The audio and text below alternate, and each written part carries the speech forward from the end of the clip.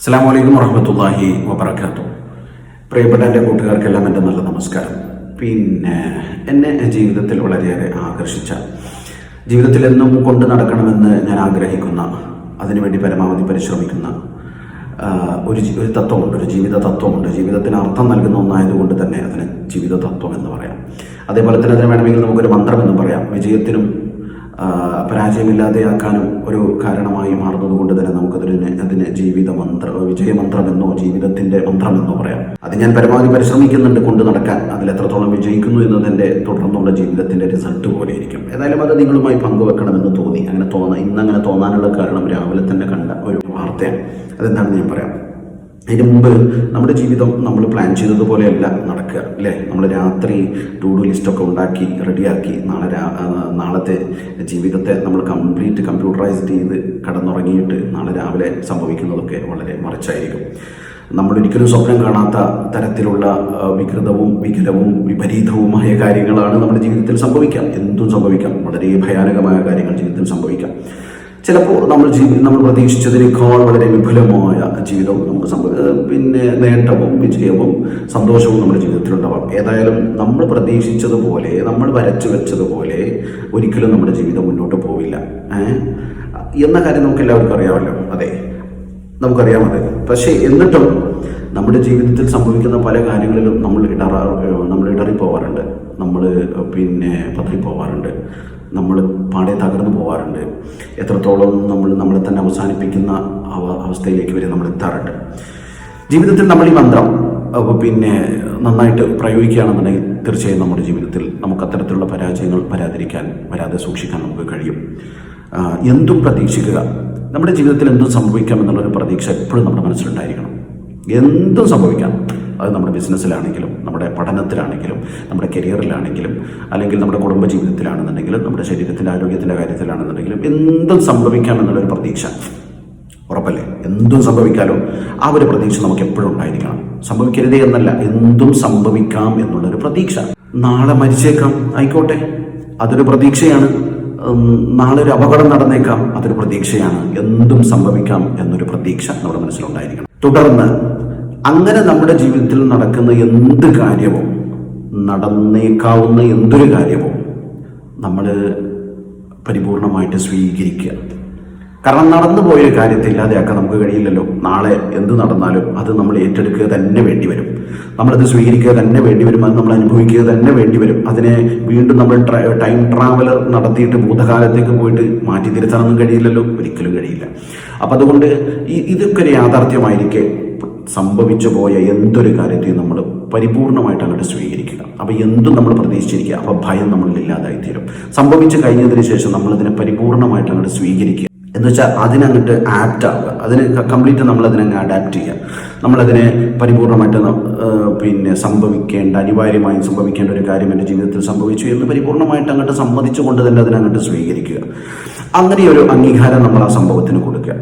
അത് കൊടുത്തു കഴിഞ്ഞതിന് ശേഷം പിന്നീടാണ് നമ്മൾ കാര്യമായിട്ടിരുന്ന് ഇതിനെ എങ്ങനെ കൈകാര്യം ചെയ്യണമെന്ന് ആലോചിക്കേണ്ടത്.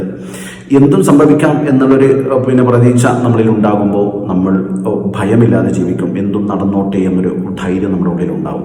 സംഭവിച്ചു കഴിഞ്ഞതിന് ശേഷം അനിവാര്യമായും എൻ്റെ ജീവിതത്തിൽ സംഭവിക്കേണ്ട ഒരു കാര്യം സംഭവിച്ചിരിക്കുന്നു എന്ന അർത്ഥത്തിൽ നമ്മളതിനെ പരിപൂർണമായിട്ട് സ്വീകരിക്കുക കൂടി ചെയ്താൽ നിരാശയും സങ്കടവും നമുക്ക് വളരെയേറെ കുറക്കാൻ പറ്റും. ഇങ്ങനെ കുറച്ച് കഴിഞ്ഞതിന് ശേഷം സംഭവിച്ചു പോയൊരു കാര്യം നമുക്ക് പ്രതികൂലമായിട്ടാണ് നടന്നതെങ്കിൽ അതിനെ എങ്ങനെ നമുക്ക് കൈകാര്യം ചെയ്യാം, അതിനെ നമുക്ക് എങ്ങനെ ആ ഡാമേജ് നമുക്ക് ക്ലിയർ ആക്കാൻ എന്തൊക്കെ പരിശ്രമങ്ങൾ നടത്താം എന്നതിനെക്കുറിച്ച് ശാന്തമായി ചിന്തിക്കാനുള്ളൊരു മനസ്സ് നമുക്കുണ്ടായിത്തീരും. അതിനെ കൃത്യമായിട്ട് കൈകാര്യം ചെയ്യാൻ വേണ്ടിയിട്ട് നമ്മൾ ചിന്തിക്കുക. കൈകാര്യം ചെയ്യാനുള്ള അതിനെ മാനേജ് ചെയ്യാനുള്ള, അതിനെ മാനിപ്പുലേറ്റ് ചെയ്യാനുള്ള ഒരു പ്ലാൻ നമ്മൾ മനസ്സിൽ തന്നെ ഉണ്ടാക്കുക. അതേപോലെ തന്നെ അതിന് കൈകാര്യം ചെയ്യാനുള്ള ആക്ഷൻ നമ്മൾ എടുക്കുക. ഈ വളരെ സിമ്പിളായിരിക്കുന്ന ഈ 3 തത്വങ്ങൾ, ഈ 3 മന്ത്രങ്ങൾ നമ്മുടെ ജീവിതത്തിൽ നമ്മൾ ഉപയോഗിക്കുകയാണെന്നുണ്ടെങ്കിൽ നമ്മുടെ ജീവിതത്തിൻ്റെ ഏത് സാഹചര്യത്തിലാണ് പതറിപ്പോവുക, ജീവിതത്തിൻ്റെ ഏത് ഘട്ടത്തിലാണ് നമ്മൾ പരിപൂർണമായി പരാജയപ്പെട്ടു പോവുക? ഒരിക്കലുമില്ല. ഒരു പരാജയവും നമുക്ക് പരാജയമല്ല. അനിവാര്യമായി സംഭവിക്കേണ്ട ചില സംഗതികൾ സംഭവിച്ചു കഴിഞ്ഞു. അതിനെ നമ്മൾ പരിപൂർണമായിട്ട് നേരത്തെ പ്രതീക്ഷിച്ചിരുന്നത് തന്നെയായിരുന്നു.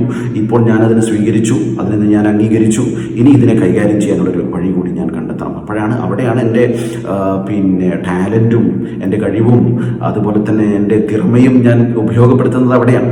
ജീവിതത്തിൽ പ്രശ്നങ്ങൾ വരുമ്പോൾ ആ പ്രശ്നങ്ങളെ തെറൗലി വളരെ നന്നായിട്ട് എത്രത്തോളം നന്നായിട്ട് കൈകാര്യം ചെയ്യാൻ പറ്റുമോ അത്രത്തോളം നിങ്ങൾ ബ്രില്യൻ്റ് ആണെന്നാണ് അർത്ഥം. അല്ലാതെ എല്ലാ സൗകര്യങ്ങളും ഉണ്ടായിട്ട് കംഫർട്ട് സോണിൽ നിന്നുകൊണ്ട് പിന്നെ കാര്യങ്ങളൊക്കെ നന്നായിട്ട് പോകുന്നതിൻ്റെ കൂടെ കൂടുമ്പോൾ അവനെങ്ങനെയാണ് ഒരു വിജയിയായിത്തീരുന്നത്? അവിടെ എവിടെയാണ് പിന്നെ ഒരു മനുഷ്യന് ടാലൻ്റ് ഉള്ളത്? അവിടെ എവിടെയാണ് ഒരു മനുഷ്യൻ കാലിബറുള്ള ആളായിത്തീരുന്നത്? പ്രശ്നങ്ങളെ പരിഹരിക്കുമ്പോഴും മറികടക്കുമ്പോഴും പ്രശ്നങ്ങൾ അത് ജീവിത വിജയത്തിലേക്കുള്ള അല്ലെങ്കിൽ പരാജയങ്ങൾ അത് ജീവിത വിജയത്തിലേക്കുള്ള സ്റ്റെപ്പുകളാക്കി മാറ്റുമ്പോഴാണ് നമ്മൾ ജീവിതത്തിൽ വിജയിയായിത്തീരുന്നത്. അവിടെയാണ് നമുക്ക് അഭിമാനിക്കാൻ വകയുള്ള ഒരാളായി നമ്മൾ തന്നെ മാറുന്നത്. അപ്പോൾ ഈ ജീവിത മന്ത്രം നമ്മുടെ ജീവിതത്തിൽ ഉണ്ടായിരിക്കണം. അതിന് പിന്നെ ഇംഗ്ലീഷിൽ നമ്മൾ പറയാറുണ്ട്, എന്ത്, expect anything, accept all things and manipulate thoroughly എന്ന് പറയാറുണ്ട്. അതായത് എക്സ്പെക്റ്റ് എനിത്തിങ്, എന്തും സംഭവിക്കാം ജീവിതത്തിൽ എന്ന കാര്യം നമ്മുടെ മനസ്സിലുണ്ടായിരിക്കണം. എന്നിട്ടോ accept all things, എന്നിട്ട് സംഭവിച്ചു പോയ എന്ത് കാര്യങ്ങൾ നമ്മൾ പരിപൂർണമായിട്ട് അങ്ങോട്ട് അംഗീകരിക്കണം. എന്നിട്ട് മാനിപ്പുലേറ്റ് thoroughly, എന്നിട്ട് അതിനെ വളരെ കൃത്യമായിട്ട് കൈകാര്യം ചെയ്യാനുള്ളൊരു പിന്നെ പദ്ധതി നമ്മൾ തന്നെ ആവിഷ്കരിക്കണം. അതിനുവേണ്ടി നമ്മൾ തയ്യാറാവണം, അതിൻ്റെ ആക്ഷൻ നമ്മൾ എടുക്കണം. ഇങ്ങനെ ചിന്തിക്കുന്ന ഈ ഒരു ജീവിതശൈലി പിന്നെ മാതൃകയാക്കി കൊണ്ട് നടക്കുന്ന ഒരാൾക്ക് ജീവിതത്തിൽ എവിടെയാണ് പരാജയം വരിക? ഏത് പരാജയവും അയാളെ സംബന്ധിച്ചിടത്തോളം ഒരു ടാസ്ക് ആയിരിക്കും. ഏത് പരാജയവും അയാളെ സംബന്ധിച്ചിടത്തോളം വിജയിക്കേണ്ടതൊരു പരീക്ഷണമായിരിക്കും. ഏത് പരാജയവും ഒരാളെ സംബന്ധിച്ചിടത്തോളം അയാൾക്ക് കൊടുക്കുന്ന ഒരു ഗെയിമായിരിക്കും. ആ ഗെയിമിൽ നമ്മൾ വിജയിക്കണം. അതൊരു കോമ്പറ്റീഷനാണ്. ഈ ലോകത്ത് നമ്മളെല്ലാവരും ജീവിക്കുന്നത് ഈ തരത്തിലുള്ള ഒരു കോമ്പറ്റീഷനിലാണ്. എല്ലാവർക്കും ആർക്കെങ്കിലും, നിങ്ങൾ ആരെങ്കിലുമൊക്കെ ഒന്ന് പറയും ഉണ്ടെന്നുണ്ടെങ്കിൽ ജീവിതത്തിൽ ഒരു പ്രശ്നങ്ങളും ജീവിതത്തിൽ യാതൊരു വിധത്തിലുള്ള പ്രതികൂലാവസ്ഥകളും ഇല്ലാതെ ജീവിക്കുന്ന ആരെങ്കിലും പ്രപഞ്ചത്തിലുണ്ടോ? ഉണ്ടായിട്ടുണ്ടോ? ഉണ്ടാകുമോ? ഇപ്പോൾ ഉണ്ടോ? നിങ്ങളുടെ അനുഭവത്തിലുണ്ടോ? നിങ്ങളാണോ? രാവിലെ ഒരു വാർത്ത കണ്ടു. വാർത്ത എന്താണെന്ന് വെച്ചാൽ പിന്നെ 2 സഹ അധ്യാപകരാണ്, പക്ഷെ ഭാര്യയും ഭർത്താവുമാണ്. സിമ്പിളായിട്ട് ചെറിയ വാക്കുകൾ കൊണ്ട് തീർക്കാവുന്ന കാര്യങ്ങളെ ഉണ്ടായിരിക്കുകയുള്ളൂ. അപ്പോൾ ഇന്നത്തെ ലോകത്ത് ജീവിക്കുന്ന തലമുറ തീർത്തും മാനസികമായ പക്വതയില്ലാത്ത, മാനസികമായ ദൃഢതയില്ലാത്ത, കാഴ്ചപ്പാടുകളില്ലാത്ത ഒരു തലമുറയായി മാറിപ്പോകരുത്. അതിനുവേണ്ടി രക്ഷിതാക്കളായ നമ്മൾ പരമാവധി, അധ്യാപകരായ നമ്മൾ പരമാവധി പരിശ്രമിക്കേണ്ടതുണ്ട്. നമുക്കതിന് സാധിക്കട്ടെ.